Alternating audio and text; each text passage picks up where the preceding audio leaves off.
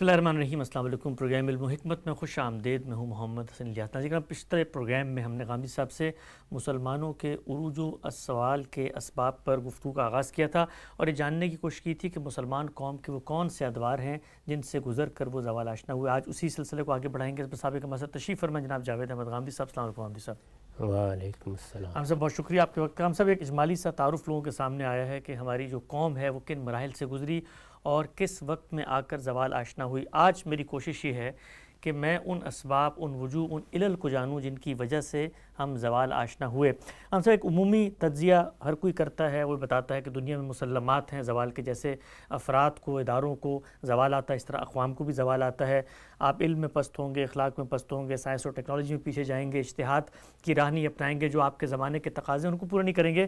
لیکن ایک اور زاویے سے میں بات کو شروع کرنا چاہتا ہوں۔ کچھ مورخین اور کچھ مبصرین جنہوں نے علوم عمرانیات اور تاریخ پہ غور کیا، وہ مسلمانوں کے زوال کی بنیادی وجہ ان چیزوں کے علاوہ بھی کچھ سمجھتے ہیں۔ مثال کے طور پہ ٹوائن بی ہیں یا برنارڈ لوئس ہیں، وہ یہ کہتے ہیں کہ یہ معاملہ صرف اس لیے نہیں ہوا کہ داخل میں مسلمان اس قابل نہیں رہے تھے، بلکہ دنیا کی حرکیات میں ایک بڑی تبدیلی آئی کہ ایج آف جو فیتھ تھا، عصر الایمان تھا، اس کا خاتمہ کچھ عالمی اسباب کے تحت ہوا اور اس کی وجہ سے صرف مسلمان نہیں بلکہ مسیحیت بھی زوال آشنا ہوئی ہے ایک لحاظ سے۔ اس کو آپ کیسے دیکھتے ہیں کہ کیا صرف داخلی مسائل تھے یا دنیا کے اندر کچھ اور بھی ہو رہا تھا جس کی وجہ سے جو کچھ مسلمانوں کا ایک قومی علوف تھا، برتری تھی، ترقی تھی، وہ زوال کی طرف گئی؟ میں اس کو اصول میں ہی دیکھتا ہوں۔ میرے نزدیک کسی بھی قوم کو جب اللہ تعالیٰ یہ موقع دیتا ہے کہ وہ دنیا کے اسٹیج پر نمودار ہو، تو موقع کس طرح دیتا ہے، یہ حقیقت ہے کہ اس کا جتنا بھی آپ تجزیہ اور تحلیل کر رہے ہیں، کوئی متعین بات نہیں کہی جا سکتی۔ دے دیتا ہے موقع اللہ تعالیٰ، اس کے اسباب کیا پیدا ہوتے ہیں کچھ بیان کیے جا سکتے ہیں، وہ ہم نے مسلمانوں کے بھی بیان کیے تھے، لیکن اللہ تعالیٰ نے خود قرآن مجید میں یہ بیان کیا ہے اور اس کو اپنی ایک سنت کی حیثیت سے بیان کیا ہے کہ میں مختلف قوموں کو ایک ترتیب کے ساتھ یہ موقع دے رہا ہوں کہ وہ دنیا کے مسرح پر نمودار ہوں اور وہاں آ کے جو موقع ان کو ملا ہے اس سے فائدہ اٹھائیں۔ ٹھیک۔ اس کے بعد اللہ تعالیٰ کا قانون روب عمل ہو جاتا ہے، اس میں وہ بعض اوقات اپنے آپ کو برقرار رکھ پاتی ہیں اور بعض اوقات زوال میں مبتلا ہو جاتی ہیں، لیکن یہ طے ہے کہ ان میں سے ہر ایک کو ایک دن ختم ہو جانا ہے۔ صحیح۔ اس کو بیان کیا ہے کہ دونوں میں سے ایک صورت ہو جائے گی، معذبوہا اور مہلکوہا، یعنی یا یہ ہوگا کہ اللہ تعالیٰ کسی قوم کی طرف اپنے پیغمبر کو مبعوث کریں گے، اس کے نتیجے میں اس پر اللہ کی حجت تمام ہو جائے گی، پھر اس کا خاتمہ کر دیا جائے گا۔ یہ تعذیب کی صورت ہے۔ یہ معاملہ ختم ہو گیا، رسالت آپ صلی اللہ علیہ وسلم پر نبوت ختم ہو گئی، رسالت کا سلسلہ ختم ہو گیا، چنانچہ اب یہ معذبوہا تو نہیں ہوگا، لیکن دوسری صورت کیا ہے، او مہلکوہا، یعنی وہ قوم آہستہ آہستہ ہلاک ہو جاتی ہے، جس طرح انسان ہلاک ہوتے ہیں، یعنی اس کے اندر سے قوت ختم ہوتی ہے، اس کے اندر سے حوصلہ ختم ہونا شروع ہو جاتا ہے، اس کے اندر آگے بڑھنے کی امنگ ختم ہونا شروع ہو جاتی ہے۔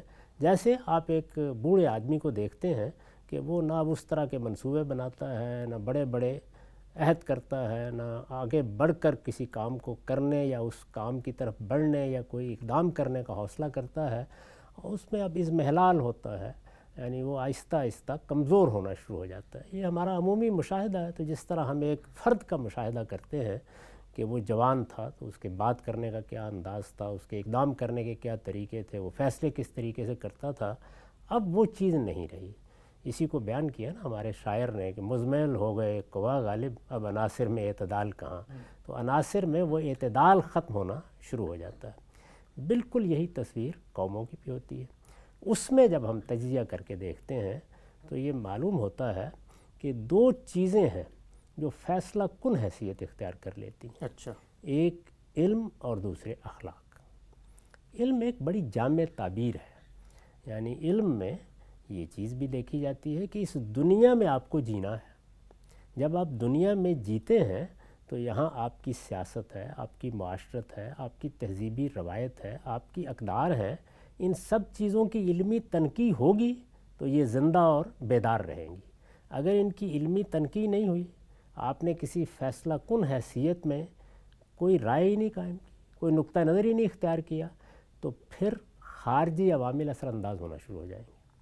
یعنی باطنی طور پر ایک قوم کس جگہ کھڑی ہے، اس کو بالکل ایسے سمجھیے کہ ایک فرد کیا اپنا شعور رکھتا ہے، اپنی خودی کا شعور رکھتا ہے، اپنے آپ کو پہچانتا ہے، وہ کیا ہے اس کے بارے میں بالکل واضح ہے، اور کیا ہے ایک امتیاز پیدا کرتا ہے دوسروں کے مقابل میں کیا ہے، کیا اس امتیاز کا بھی اس کو شعور ہے، اور پھر اگر باہر سے کوئی چیز آ رہی ہے تو اس کا مقابلہ کرنے کے لیے اس نے اپنے ہاں کیا اہتمام کیا ہے۔ یعنی یہ ہو سکتا ہے کہ میں اپنی ذات میں مگن رہوں اور میں تسبیح پڑھتا رہوں، آندھی اور طوفان اٹھ کے آ رہا ہے اور مجھے پرواہ نہ ہو۔ ٹھیک، یعنی انسان جب اپنے وجود کا شعور رکھتا ہے تو اس کی بھی حفاظت کرتا ہے، صحیح، انسان جب اپنے نظریے کا شعور رکھتا ہے تو اس کی بھی حفاظت کرتا ہے، جب اپنی تہذیب کا شعور رکھتا ہے تو اس کی بھی حفاظت کرتا ہے۔ اسی چیز کو اقبال نے خودی کا ایک جامع لفظ دیا ہے، یعنی میرے باطن میں ایک شخصیت ہے، وہ شخصیت اپنا ایک مابعد طبیعتی پہلو رکھتی ہے، اس لحاظ سے وہ عنائے مطلق کا ظہور ہے۔ میں اقبال کی بات کر رہا ہوں جیسے وہ دیکھتے ہیں، اور اس کے ساتھ بہرحال میری ایک شخصیت اس دنیا میں وجود پذیر ہوتی ہے۔ یہ شخصیت اپنا ایک سیاسی اظہار بھی کرے گی، اپنا ایک معاشرتی اظہار بھی کرے گی، سماجی اظہار بھی کرے گی، عمرانی اظہار بھی کرے گی، تہذیبی اظہار بھی کرے گی۔ یہ ساری چیزیں جتنی ہیں وہ اصل میں میری شناخت ہے، بحیثیت فرد یا بحیثیت قوم۔ تو ان کا اگر شعور موجود ہے تو اس کا مطلب یہ ہے کہ علم کے معاملے میں انحطاط نہیں آیا۔ یعنی میں یہ جانتا ہوں کہ میں کیا ہوں، میں یہ جانتا ہوں کہ میرے یہاں پابرجا ہونے کے اسباب کیا ہیں، مجھے یہ معلوم ہے کہ میرے گرد و پیش میں میرے وجود کی حفاظت کے کون کون سے اسباب میسر ہیں اور کون سے نہیں ہیں۔ اگر میں یہاں ہوں تو پھر جیسے ہی باہر سے کوئی چیز آئے گی تو میں اس کا تجزیہ کر کے، اس کی تحلیل کر کے یا اسے رد کروں گا یا اسے قبول کروں گا یا نئے امتزاج میں ڈال دوں گا، یعنی موازنہ کیا جائے گا، پھر موازنہ کیا جائے گا۔ یعنی میں کان لپیٹ کر سوتا نہیں رہوں گا۔ تو علم اس کو کہتے ہیں۔ جب ہم کہتے ہیں کہ علم میں زوال آ گیا ہے تو اس کا مطلب یہ ہے کہ آپ جو کچھ ہیں، آپ کی ایک شناخت بنی ہوئی ہے، آپ اس شناخت کے ساتھ اب مطمئن سوئے ہوئے ہیں، آپ کو یہ پرواہ ہی نہیں ہے کہ باہر کیا ہو رہا ہے، اندر کیا ہو رہا ہے۔ لیکن اگر ایسا نہ ہو تو پھر آپ ہر چیز کے بارے میں زندہ اور بیدار ہوتے ہیں، یعنی آپ فوری طور پر متنبع ہوتے ہیں، چیزوں کی تحلیل کرتے ہیں، چیزوں کا تجزیہ کرتے ہیں، ان کے مطالعے سے دستبردار نہیں ہوتے۔ اگر علم کی صحیح روش موجود ہے تو یہ کیسے ہو سکتا ہے کہ دنیا کے اندر تغیرات آ رہے ہوں اور آپ اطمینان کے ساتھ بیٹھے ہوئے ہیں؟ یہ ہو نہیں سکتا۔ تو یہ چیز مثال کے طور پر اگر اس کے نتیجے میں بھی ہو گئی ہے کہ آپ کے پاس بہت دولت ہے اور آپ بڑے اطمینان کی نیند سو سکتے ہیں، تب بھی علم ختم ہو گیا۔ یعنی یہ ایسے ہی ہے کہ کسی آدمی نے اپنی اولاد کو اربوں روپے دے دیے ہیں، اب یہ کہ ایک امپائر ہے، اس نے ان کے سپرد کر دیا۔ اس امپائر کے ساتھ اگر وہ زندہ رہنا چاہتے ہیں تو ان کو علم کے ساتھ ہی زندہ رہنا ہے۔ یہ امپائر کیا ہے، یہ کیوں ملا ہے، یہ کام کیسے کرتا ہے، اس میں آمدنی کیسے بڑھتی ہے، اس میں بقا کے پہلو کیا ہیں۔ اگر ان سب چیزوں کے بارے میں وہ مطمئن ہو کے سو گئے ہیں تو کچھ دیر کے بعد وہ امپائر نہیں رہے گا۔ جس کو آپ نے خارجی عوامل کہا ہے، وہ اثر انداز ہی اس وقت ہوتے ہیں جب داخلی طور پر علم انحطاط پذیر ہو جاتا ہے۔ یعنی علم کے معاملے میں وہ بیداری نہیں رہتی جو ایک فرد میں بھی رہنی چاہیے اور ایک قوم میں بھی رہنی چاہیے۔ اب آپ یہ دیکھیے کہ ہمارے ہاں جو علم کی روایت قائم ہوئی اس کے دو پہلو ہیں۔ ایک چیز یہ ہے کہ دین کا علم زندہ رہے، اس لیے کہ مسلمان قوم کو جب آپ مسلمان کہتے ہیں تو اس میں اس کی شناخت ہی اسلام ہے۔ دین کا علم زندہ رہے، یعنی وہ دین کے علم کی تنقیح کرتے رہیں، وہ اس معاملے میں کوئی تقلیدی روش اختیار نہ کریں، ان کے اندر روح اجتہاد بیدار رہے، وہ اپنی کتاب کو رہنما مان کر ایک ایک عقیدے، ایک ایک نظریے کو دیکھتے رہیں، ادنا درجے میں بھی کبھی بے اعتنائی اختیار نہ کریں۔ اگر انہوں نے کچھ چیزیں بطور عقیدہ اختیار کر کے اپنے فرقے بنا لیے ہیں تو کبھی ان کے اندر بند نہ ہوں، بلکہ ہمیشہ یہ دیکھتے رہیں کہ اگر ہمارے آباء نے کوئی چیز اختیار کر لی تھی تو کیا وہ فی الواقع اللہ کی کتاب کے مطابق ہے؟ تو اللہ کی کتاب ان کو دی گئی ہے۔ یہاں دین کا علم اصل میں اللہ کی کتاب سے بار بار مراجعت کا نام ہے، یعنی اللہ کی کتاب کو رہنما بنا لیا گیا ہے۔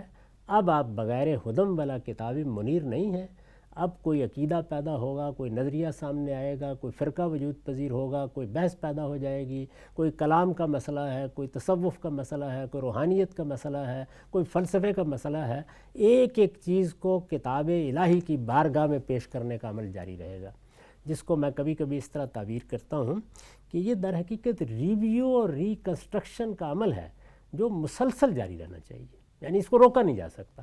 اگر یہ رک گیا یا اس کے بارے میں آپ نے طے کر دیا کہ نہیں، اب اس میں کوئی شخص جسارت نہ کرے کوئی بات کہنے کی، یعنی اب نہ ہم نظر ثانی کریں گے، نہ کسی چیز کو ریویو کریں گے، نہ کسی پر دوبارہ نظر ڈالیں گے، نہ کسی چیز کی تحلیل کریں گے، جو مان لیا وہ مان لیا، جو اختیار کر لیا وہ کر لیا، جو کچھ ترک کر دیا وہ ترک کر دیا۔ ہم نے اب ان سب چیزوں کو متعین کر لیا ہوا ہے، اب ہم نے بلکہ اس کا نام بھی رکھ لیا ہے، یہ ہم اہل تشیع ہیں، یہ ہم اہل سنت ہیں، یہ ہم معتزلہ ہیں، یہ ہم فلاں ہیں، یہ ہم فلاں ہیں۔ ظاہر ہے کہ اس کا مطلب ہی یہ ہے کہ آپ نے مسلمان کی جو شناخت آپ کو دی گئی تھی اس میں بعض چیزوں کو ایک خاص دور، چند افراد، اکابر کی ایک تعداد کے ساتھ منسلک کر کے خاتمہ کر دیا اس کا۔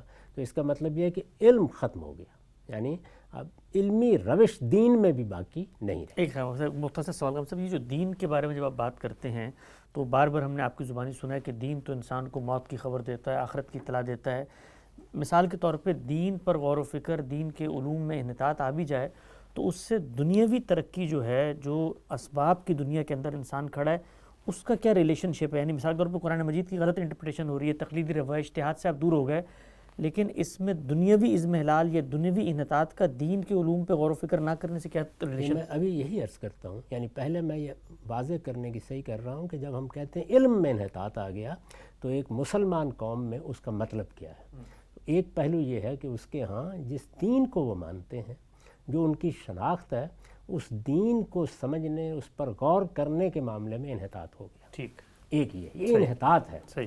یعنی اگر آپ زندہ ہیں، آپ کے ہاں چیزوں کی تحلیل ہو رہی ہے، آپ ہر چیز کا جائزہ لے رہے ہیں، آپ ایک ایک مسئلے کے بارے میں متنبع ہیں، آپ کے ہاں علمی فضا میں بحثیں جاری ہیں، آپ کے ہاں کوئی شخص بھی اگر کوئی بات کہتا ہے تو اس کو دلیل کی بنیاد پر قبول کیا جاتا ہے اور رد کیا جاتا ہے۔ عمومی رویہ یہی ہے، آپ کی یونیورسٹیوں میں، آپ کے کالجوں میں، آپ کے مدارس میں، آپ کی دینی درسگاہوں میں، آپ کی دانشگاہوں میں، ہر جگہ یہی روش ہے، یہی رویہ ہے۔ تو اس کا مطلب یہ ہے کہ جس دین کو آپ مانتے ہیں، جو آپ کی شناخت ہے، اس سے متعلق بھی آپ کے ہاں علم زندہ ہے۔ ٹھیک، علم میں کوئی انحطاط نہیں آیا۔ علم میں اختلافات موجود ہوں گے، وہ رہیں گے، لیکن اس میں کوئی انحطاط نہیں آیا۔ علم اس رویے کا نام ہے، یعنی آپ کے ہاں اساتذہ میں، آپ کے علماء میں، آپ کے محققین میں، آپ کے مجتہدین میں وہ روح زندہ ہے جس کو علمی روح کہا جاتا ہے۔ یہ معاملہ مسلمانوں کے ہاں آہستہ آہستہ ختم ہو گیا۔ اب اس میں کچھ منفرد آوازیں ہیں، یعنی ہم بعض بڑے لوگوں کا ذکر کریں گے اور یہ کہیں گے کہ وہ بیدار ہیں، وہ یہ کام کر رہے ہیں۔ بحیثیت مجموعی ہمارے ہاں تقلید کی روش اپنا لی گئی ٹھیک، اس معاملے میں، یعنی ہم نے دونوں پہلوؤں سے ایک شناخت اپنے لیے اختیار کی جو علم کی شناخت نہیں ہے، یعنی مذہب پر ہمیں عمل کرنا ہے، شریعت ہمارے لیے خدا کا عہد ہے، ہمیں اس پر عمل پیرا رہنا ہے، وہاں ہم نے تقلید کو اختیار کر لیا اور اپنی باطنی اصلاح کے معاملے کو ہم نے مرید بن کے اپنی شناخت ختم کر دی۔ تو علم کے معاملے میں یہ حادثہ ہوا۔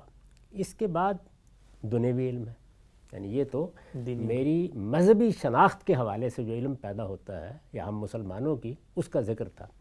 اب جو دنیا میں آپ کی شناخت ہے اس کے لحاظ سے ظاہر ہے کہ آپ کو معاشرتی علوم میں بھی تحقیق کرنا ہوتی ہے، آپ کو سائنسی علوم میں بھی تحقیق کرنا ہوتی ہے۔ سائنسی علوم کو آپ اس زمانے میں جس طرح یہ تعبیر بن گئی اس طرح نہ لیں۔ سائنسی علوم کا مطلب یہ ہے کہ اس دنیا میں جو مادی چیزیں ہمارے گرد و پیش میں پھیلی ہوئی ہیں ان کا مطالعہ کر کے ہم نے اپنے لیے اسباب بھی پیدا کرنے ہیں، سہولتیں بھی پیدا کرنی ہیں، بہتری کا سفر بھی جاری رکھنا ہے، اور جو دنیا میں ہمارے وجود کو چیلنج درپیش ہو جاتا ہے اس کی حفاظت بھی کرنی ہے۔ یعنی وہاں پر بھی ایک علم چاہیے، وہ سائنسی علم ہے۔ اس کو آپ آج اس لفظ سے تعبیر کرتے ہیں، ماضی میں کسی اور لفظ سے تعبیر کر سکتے ہیں۔ وہ جب پہیہ بھی ایجاد ہو رہا تھا تو اس وقت اصل میں سائنسی علم ظہور پذیر ہو رہا تھا۔ تو سائنسی علم۔ دوسری چیز کیا ہے؟ دوسری چیز یہ ہے کہ جو آپ کو معاشرت آپ کے گرد و پیش میں ملی ہے، جن کو سوشل سائنسز سے ہم تعبیر کرتے ہیں، اس میں کبھی کمی نہ ہے. یعنی معاشرہ ہے، معاشرہ اپنا تعامل پیدا کرتا ہے، اس میں ظاہر ہے کہ کوئی سیاسی نظام بننا ہے.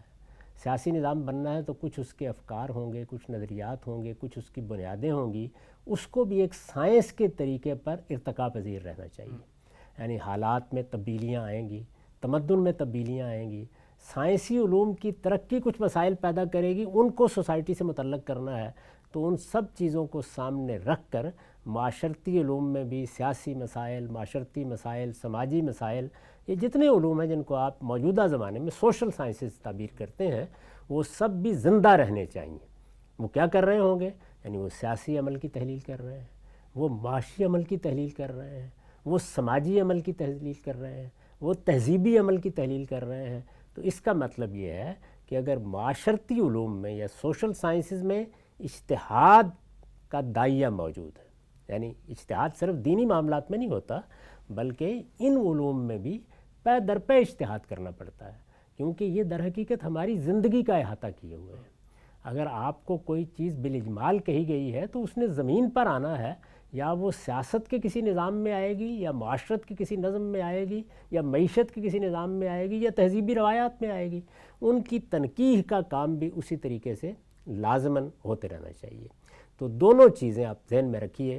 یعنی وہ سائنسی علوم جن کو اب ہم سائنسی علوم کہتے ہیں یا نیچرل سائنسز سے تعبیر کرتے ہیں، جس میں ہم اپنے لیے سہولتیں پیدا کرتے ہیں، آلات پیدا کرتے ہیں، ذرائع پیدا کرتے ہیں، یہ سب وہی چیزیں ہیں. یعنی ہمیں اللہ تعالیٰ نے جو حواس دیے ہیں اور جو آلات دیے ہیں، حواس کے ذریعے سے مادی کائنات سے ہمارا تعلق پیدا ہوتا ہے، یہ جو ظاہری حواس ہیں، اور آلات دیے ہیں، میرے ہاتھ ہیں، پاؤں ہیں، انہی کو میں کام میں لا کر اپنے لیے سیاست اور معیشت کے معاملات طے کرتا ہوں. ان کی قوت کو ہم بڑھاتے چلے جاتے ہیں.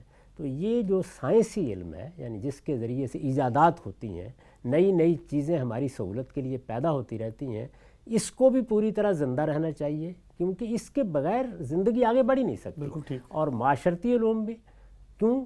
اس لیے کہ جس طرح یہ میری ضرورتیں ہیں. یعنی اگر میں کسی گرم علاقے میں رہتا ہوں تو مجھے اس میں کچھ اپنی سہولت کے لیے ٹھنڈا کرنے کا اہتمام کرنا ہے. اگر میں سخت سردی میں رہتا ہوں تو اپنے آپ کو کچھ گرم رکھنے کا اہتمام کرنا ہے. یہ ایک سادہ مثال ہے. اسی پہ آپ قیاس کر لیجئے کہ میری جتنی جبلی تقاضے ہیں، مجھے جس طرح کی سہولتیں درکار ہیں، وہ ظاہر ہے کہ یہی علم میرے لیے پیدا کرے گا. اور دوسری جانب میں ایک معاشرتی حیوان بھی ہوں.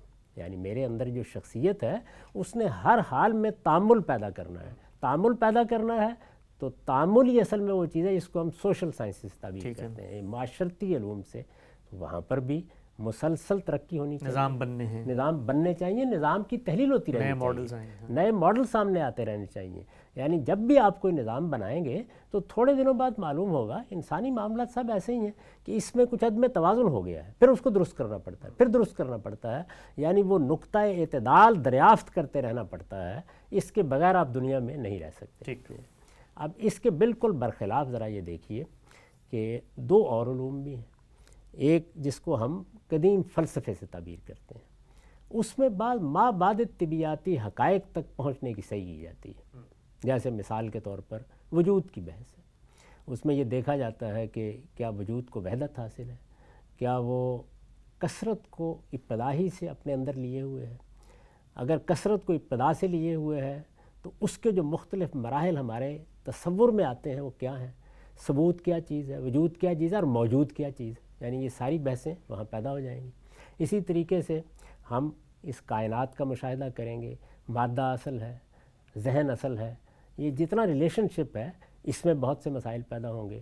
تو ما بعد طبیعیاتی حقائق کیا ہیں، یعنی کیا فی الواقع ماورا کچھ ہے یا نہیں ہے. اسی طریقے سے ہمارا جو اخلاقی وجود ہے وہ بھی حکم لگا رہا ہوتا ہے چیزوں کے بارے میں. اس کی اساس کیا ہے، یعنی کیا وہ کوئی ہمارا باطنی احساس ہے، کیا وہ ہمارے اندر کوئی الہام کردی کوئی چیز ہے، کیا وہ ہم اپنی پیدائش کے وقت ساتھ لے کے آئے ہیں، کیا ہم نے دنیا میں تعامل سے اس کو اخذ کر لیا ہے. تو ما بعد طبیعیات اور اخلاقیات یعنی میٹا فزکس اور ایتھکس، یہ چیزیں ظاہر انسان کا موضوع رہی ہیں. یہ چیزیں انسان کا جب موضوع بنتی ہیں تو یہ بڑی حد تک غیر معمولی ذہنوں کو اپنی طرف متوجہ کر لیتی ہیں. یعنی خالص فلسفہ یہی ہے. باقی جتنے علوم ہیں وہ بھی فلسفے ہی کے بطن سے پیدا ہوئے ہیں، تمام سماجی علوم، لیکن وہ اپنی اپنی الگ شناخت بھی بنا چکے ہیں اور اپنی حیثیت بھی منوا چکے ہیں. لیکن جس وقت آپ کے ہاں ذہین ترین لوگ یہ محسوس کریں کہ ان کو انہی دو چیزوں میں اپنی ساری قوت صرف کرنی ہے، اور اس کے ساتھ پھر روحانی مقامات، روحانیت، نفسی علوم، یہ چیزیں بھی ان کی توجہ کا موضوع بن گئی ہیں، تو اس میں کیا ہوگا، آپ میں جو اعلیٰ درجے کی ذہانتیں پیدا ہوں گی، ان کے اشتغال کا مرکز فلسفہ اور تصوف بنے گا۔ بہت یہ دونوں چیزیں دنیا میں موجود ہیں۔ تو ہم مسلمانوں کے ہاں علم کا جب انحطاط ہوا ہے تو اس میں سائنسی علوم اور معاشرتی علوم وہ ہمارے علم کا محور و مرکز اس طرح نہیں بنے۔ پوری تاریخ میں آپ یہ دیکھیے، عمرانیات کا ایک بڑا ماہر ہم نے پیدا کیا ہے جس کو اس کا بابا اعظم کہا جا سکتا ہے، ابن خلدون، لیکن آپ پھر یہ دیکھیں کہ کیا پے در پے وہ ایک علم بن کر ہمارے ہاں ایک سماجی سائنس کی صورت اختیار کر گیا؟ ایسا نہیں ہوا، بڑے لوگ نہیں پیدا ہوئے، یعنی بڑے لوگ اس میں پھر پیدا نہیں ہوئے۔ ہمارے ہاں جو لوگ مختلف علوم میں رہنمائی کرنے کے لیے اٹھے، ان میں سے سب کا آپ جائزہ لے کے دیکھ لیں اور ایک فہرست بنا لیں، آپ کو یہ معلوم ہوگا کہ زیادہ تر لوگوں کا اشتغال فلسفے اور تصوف سے رہا۔ یہ جو غیر معمولی لوگ پیدا ہوتے ہیں، اصل میں دنیا وہی بناتے ہیں، علم کی تحلیل وہی کریں گے، نئے نئے نظریات وہی لائیں گے، ریکنسٹرکشن، ریویو، نظر ثانی، یہ سب وہی کریں گے، اجتہادی بصیرت کے ساتھ معاملات کا جائزہ وہی لیں گے۔ تو جو چیزیں ہماری ضرورت تھیں اور ہوا اور پانی کی طرح کی ضرورت تھیں، وہ کیا تھے؟ سائنسی علوم، معاشرتی علوم۔ اگر سب ذہین لوگوں کے اشتغال کا وہ مرکز نہیں بنے اور اس کے بجائے فلسفہ اور تصوف مرکز بن گیا ہے، تو اس کا مطلب یہ ہے کہ آپ اس دنیا سے اپنا رشتہ الگ کر رہے ہیں۔ اور دوسری جانب کیا ہے، اگر مذہب کے معاملے میں وہ زندگی اور وہ حرارت باقی نہیں رہی، تو آپ کی شناخت مسلمان کی تھی، وہ شناخت ختم ہو جائے گی، یعنی آہستہ آہستہ تحلیل ہو جائے گی۔ اس کی جگہ جو فرقے اور گروہ بنیں گے، کیونکہ وہی تقلید کے اصول پر بننے چاہیے اور بنتے ہیں، وہ پھر غلبہ پا لیں گے، تو آپ کی اصل شناخت وہ بن جائے گی۔ آپ پہلے اہل سنت ہوں گے، بعد میں مسلمان ہوں گے، پہلے اہل تشیع ہوں گے، بعد میں مسلمان ہوں گے۔ اسی طریقے کی مختلف شناختیں، یہ معتزلہ ہیں، یہ فلاں ہیں، یہ فلاں ہیں، یہ بنتی چلی جائیں گی۔ یہ ہمارے ہاں علم کا انحطاط ہے، یعنی جب میں کہتا ہوں کہ علم میں انحطاط آ گیا تو اس کا مطلب یہ ہے، یعنی مذہبی علم زندہ علم نہیں رہا، اس نے اپنے اپنے عقائد کی فہرستیں بنا کر اس کو مختلف گروہوں کی صورت میں یا فرقوں کی صورت میں منظم کر لیا ہے، وہی اب ان کی حقیقی شناخت ہے۔ وہ اس مطلق شناخت پر نہیں کھڑے کہ ہم مسلمان ہیں، ہمارے پاس اللہ کی کتاب ہے، یہ ہمارے لیے رہنما ہے، ہم نے اس کی روشنی میں ایک ایک چیز کا جائزہ لینا ہے۔ کوئی آدمی زبان کھولے گا، کوئی فکر پیش کرے گا، اس کی روشنی میں جائزہ لیں گے، اور یہ جائزہ لینے کا عمل ایک آدمی، دو آدمی وہ کرتے رہے۔ ایسا نہیں ہے کہ تاریکی چھا گئی اور کہیں روشنی نہیں رہی، لیکن یہ کہ بحیثیت مجموعی پوری قوم کا مزاج یہی ہو، ہر یونیورسٹی میں، ہر ادارے میں، ہر مدرسہ فکر میں یہی کام ہو رہا ہے، انہی چیزوں کی تحلیل ہو رہی ہے، یہ فضا ہمارے ہاں آہستہ آہستہ ختم ہو گئی۔ اور اس کے لازمی نتیجے کے طور پر یہ بھی ہوا، ظاہر ہے کہ مذہب ہمارے اخلاق کی بھی حفاظت کرتا ہے، تو جو ہمارے اخلاقی وجود کے بڑے خصائص تھے، وہ بھی اصل میں مذہبی رسوم کی نظر ہو کے رہ گئے، یعنی وہ اب جو تقلید نے مسائل پیدا کیے ہیں وہ زیادہ توجہ کا مرکز بن گئے۔ یہ بات کہ مجھے اپنے وجود کو پاکیزہ بنایا ہے، قرآن مجید دیکھیے نا، اس کو کیا کہتا ہے کہ خدا تو یہ چاہتا ہے اے اہل بیت، اے پیغمبر کے گھر والوں، کہ تمہاری تطہیر ہو، وہ پاکیزگی، جو اخلاقی پاکیزگی قرآن مجید جس کو کہتا ہے، وہ میری زندگی کا ہدف نہیں رہی۔ یعنی میں اٹھتا ہوں، میں بیٹھتا ہوں، میں کاروبار کرتا ہوں، میں دکان پر جاتا ہوں، میں اپنے بچوں سے معاملہ کرتا ہوں، تو میری زندگی میں اخلاق کی پاکیزگی زیر بحث ہی نہیں آتی، بلکہ یہ چیزیں یا تو دنیوی مقاصد کے تحت زیر بحث آتی ہیں، اور یا یہ ہے کہ مجھے بہرحال اپنے آپ کو دنیا میں قائم زندہ رکھنا ہے، میں اس کی تدبیریں سوچتا رہتا ہوں۔ تو اخلاق کی تطہیر، اقدار کا صحیح تصور، یہ اقدار ہیں جن کے ساتھ مجھے جینا ہے، یہ میری اصل شناخت ہے، انہی کا ظہور ہونا چاہیے۔ اگر یہ چیز نہیں رہی تو اس کا مطلب یہ کہ اخلاق میں بھی انحطاط آ گیا ہے۔ تو اس وجہ سے میرے نزدیک جب ایک مسلمان قوم کے معاملے پر آپ غور کرتے ہیں تو یہ دنیوی اسباب ہیں جو اس کے زوال کا باعث بن جاتے ہیں، یعنی علم و اخلاق میں پستی آ گئی ہے۔ میں نے کوشش کی ہے کہ میں یہ بتاؤں کہ علم و اخلاق کی پستی کا مطلب کیا ہے۔ اگر یہ چیز آ گئی ہے تو اس کے معنی یہ ہے کہ دنیوی اسباب میں جو چیزیں کسی قوم کے عروج پر قائم رہنے کے لیے ناگزیر ہیں ان میں اضمحلال پیدا ہو گیا ہے۔ اور اگر اس کے بعد جو اللہ تعالیٰ نے بشارت دی ہے کہ ایک مسلمان قوم کی حیثیت سے اگر تم اتنی تیاری کر لو گے تو پھر میری نصرت شامل ہوگی، پھر میں تمہاری تائید کروں گا، وہ بھی ظاہر بات ہے کہ دین کے ساتھ وابستگی کے نتیجے میں اللہ کی نصرت کا کسی قوم کو، مسلمان قوم کو مستحق بناتی ہے، وہ چیز بھی باقی نہیں رہی۔ تو اب اس کے معنی یہ ہے کہ پھر آپ کو خدا نے اپنے ہاتھ سے کاٹ کر زمین پر پھینک دیا ہے، اب جس کا جی چاہے آپ کو چکر لے جائے۔ تو یہ صورتحال اگر کسی جگہ پیدا ہو جائے گی تو اس کے نتیجے میں پھر اس مسلمان قوم کے لیے وہی معاملہ ہوگا جو بنی اسرائیل کے ساتھ پہلی مرتبہ ہوا ہے۔ یعنی وہاں بھی دیکھیے 1000 سال کم و بیش پورے ہوئے۔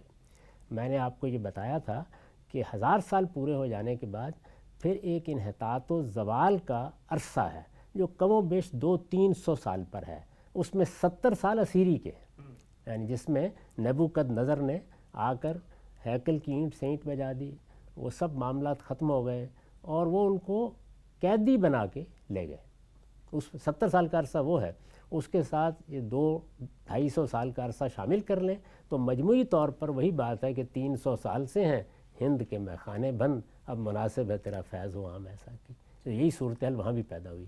اسی طرح کی صورتحال مسلمانوں کے ہاں بھی پیدا ہو گئی۔ پہلے قریش کے ہاں، اہل عرب کے ہاں یہ چیز ہوئی اور پھر ایک نئی قوم اٹھ کے آئی۔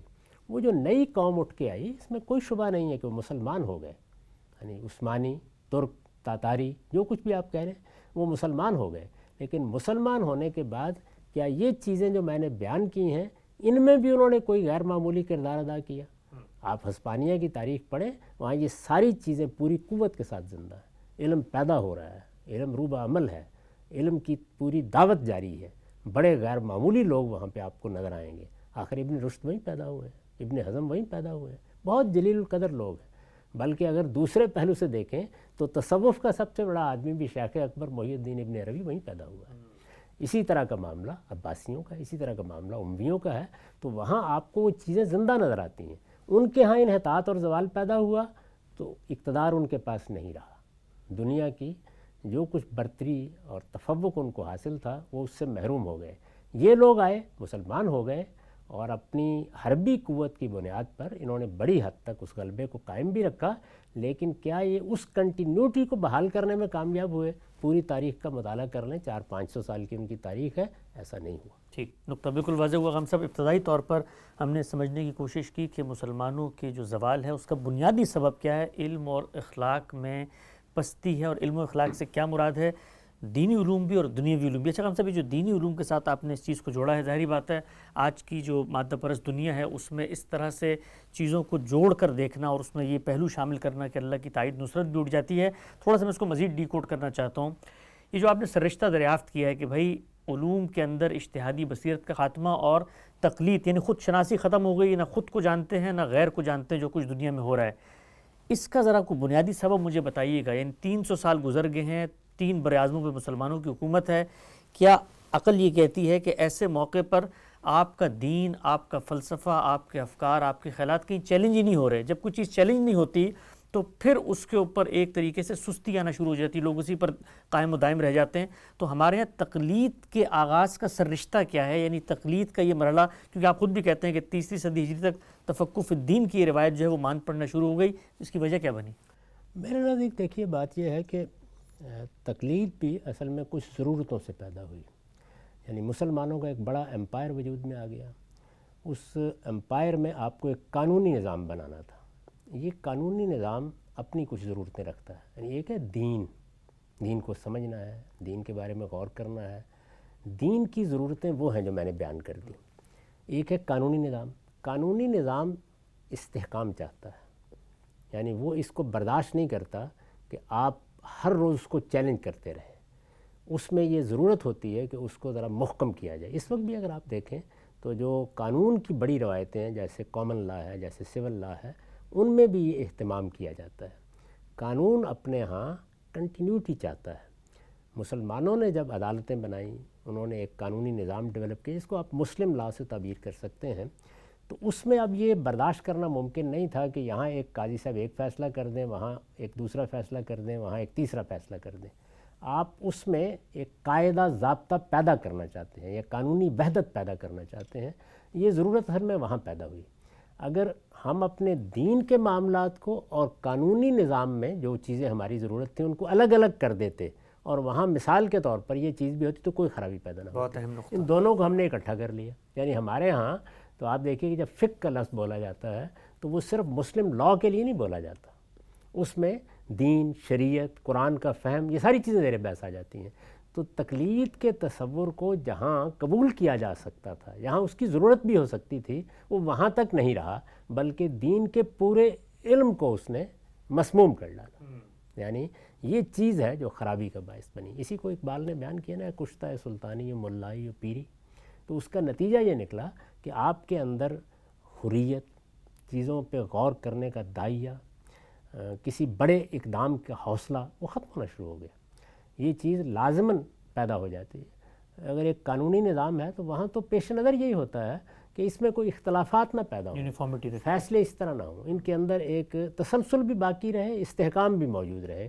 تو ہر چیز کی اپنی کچھ ضرورتیں ہوتی ہیں، وہ ضرورتیں وہاں تک محدود رہیں تو کوئی خرابی پیدا نہیں کرتی، وہ اس سے آگے بڑھ کر دوسرے شعبوں کو بھی اپنی گرفت میں لے لیں تو پھر خرابی پیدا ہوتی ہے۔ نقطہ بالکل واضح ہوا۔ آگے بڑھاتے ہیں سلسلہ گفتگو کو۔ اچھا خان صاحب، یہ جو بنیادی آپ نے مرض جس کی تشخیص کی ہے کہ علم و اخلاق میں پستی ہے، جو زوال کا بنیادی سررشتہ ہے، سبب بنتی ہے، اور اس کا احاطہ مسلمانوں کی اس تہذیبی روایت میں دینی علوم پر بھی ہوا اور دنیاوی علوم پر بھی ہوا۔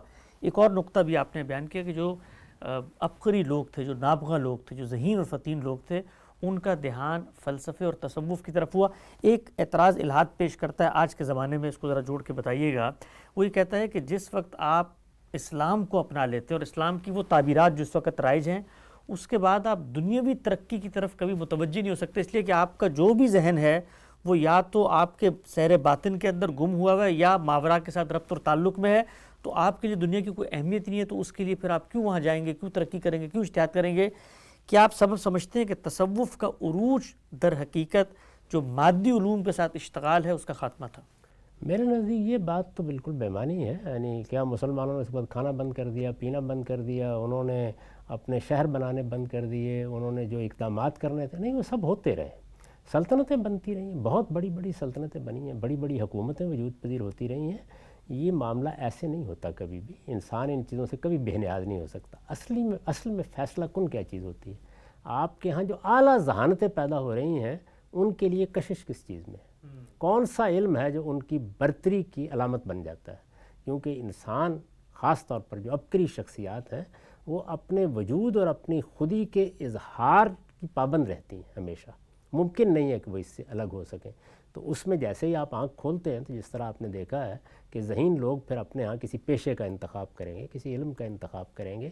وہ انتخاب کرتے وقت انسان اپنے وجود کو جب دنیا کے سامنے ظاہر کرنا چاہتا ہے تو اس سے وابستہ کر کے وہ اس میں ریلش کرتا ہے، محسوس کرتا ہے یہ ہونا چاہیے اصل میں۔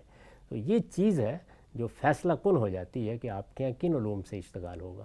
وہ اگر سائنسی علوم ہے، یعنی اگر ایک آدمی سائنسدان ہے، وہ اگر چیزوں کی ایجاد میں دلچسپی لیتا ہے اور اسی کی بنیاد پر سوسائٹی میں اس کے لیے بے پناہ عزت بھی ہے، اس کا بہت بڑے پیمانے پر ہر طرف استقبال بھی ہوتا ہے، لوگ بھی اس کو اپنا رہنما ماننے کے لیے تیار ہوتے ہیں، اسی طرح معاشرتی علوم ہے، یہ چیز اگر آپ کے ہاں عزت وقار کا باعث بنتی ہے تو عبقری اذہان اس جانب متوجہ ہونا شروع ہو جائیں گے۔ ہمارے ہاں یہ فلسفے اور تصوف میں رہا ہے، یہ بڑے فلسفی ہیں، بڑے حکیم ہیں، بہت بڑے صوفی ہیں۔ یہ چیز جس وقت آپ کے ہاں اباکرہ کو اپنی طرف متوجہ کرنے کا باعث بنے گی تو یہ ممکن نہیں ہے کہ باقی علوم میں غیر معمولی نتائج نکلیں۔ پھر اصل میں دوسرے تیسرے درجے کے لوگ ان علوم کو اپنی جد و جہد کا محور و مرکز بنائیں گے۔ ٹھیک ہے خان صاحب، آج کی نشست کا آخری سوال آپ کی خدمت میں۔ اچھا خان صاحب، جس وقت دنیا کے اندر ہم دیکھتے ہیں افراد کو کوئی ترقی ملتی ہے، کوئی پذیرائی ملتی ہے، تو وقت کے ساتھ ساتھ ایک زام پیدا ہوتا ہے، ایک جس کو آپ کہتے ہیں سیلف کانفیڈنس سامنے آتا ہے، اور پھر انسان اپنے گرد و پیش سے بالکل لا تعلق ہو کے اپنی ہی ایک خیالی دنیا میں رہنا شروع کر دیتا ہے۔ کیا اقوام کے ساتھ بھی یہ معاملہ ہوتا ہے کہ اتنی بڑی سلطنت اور اتنی بڑی فتوحات اور اتنا مال اور اتنے جس کو آپ کہتے ہیں وسائل، اور ایسے دنیا کے اندر آپ چھائے ہوئے ہیں، پھاٹکوں پہ بیٹھے ہوئے ہیں، تو اس کے نتیجے میں ایک لاشعوری طور پہ قوم میں تفوق کا، برتری کا، یا اس چیز کا جذبہ کہ ہم تو کبھی تصغیر کیے نہیں جا سکتے، کہ اب مسلمانوں کی اس تاریخ میں یہ چیز بھی نظر آتی ہے؟ بالکل ایسے ہوتا ہے. افراد کو بھی آپ دیکھ لیں، یعنی اگر کسی آدمی کو اپنے آبا سے بہت مال و دولت مل جائے تو اس کے ہاں بھی یہ چیز پیدا ہو جائے گی. اضمحلال اسی سے پیدا ہوتا ہے. آخر مغلوں کے ہاں کیا ہوا ہے؟ یعنی ان کے ہاں اگر آپ دیکھیں تو ان کے جو پہلے اکابر ہیں یا بڑے لوگ یہاں ان کے حکمران ہوئے ہیں، ان کے اندر وہ سارے اوصاف موجود ہیں بڑے حکمرانوں میں ہونے چاہیے. وہ اپنا دربار کیسے لگاتے ہیں، فتوحات کا کس طرح، گرد و پیش سے کیسے باخبر رہتے ہیں، یہی چیزیں آہستہ آہستہ مزمن ہونا شروع ہو جاتی ہیں. اب اس کے بعد کیا ہے؟ اس کے بعد یہ کہ آپ ایک قلعے میں بیٹھے ہوئے ہیں، بس ٹھیک ہے، آپ کی بادشاہی قائم ہے، آپ کو یہ خیال بھی نہیں ہوتا کہ یہ مجھ سے چھن جائے گی. تو یہ افراد کو اگر آپ دیکھیں تو ان میں بھی یہی چیز ہوتی ہے، قوموں میں بھی یہی چیز ہوتی ہے. جس وقت آپ عروج کو چھو لیتے ہیں اس وقت بیداری کتنی رہی، اس کو آپ نے برقرار رکھنے کی کتنی سعی جہد کی، وہ چیز جب مزمن ہوگی تو اس کا لازمی نتیجہ یہی نکلے گا. اسی کو بیان کیا نا کہ طاؤس و رباب پھر آخر میں یہی ہوتا ہے. نقطہ بالکل واضح ہو گیا. آج ہم نے غام صاحب سے ڈسکس کیا کہ مسلمانوں کے زوال کے بنیادی اسباب داخل میں کیا تھے، خارج کی دنیا ان کے مقابل میں کیا کر رہی تھی، کیا تبدیلیاں آ رہی تھیں، علوم کا ارتقاء کیسے ہوا، اور جس کی خود شناسی مسلمانوں میں نہیں تھی. سب کو زیر بحث آئے گا. وقت میں ختم ہوتا ہے. دوبارہ حاضر خدمت ہوں گے. اب تک آپ کا بہت شکریہ.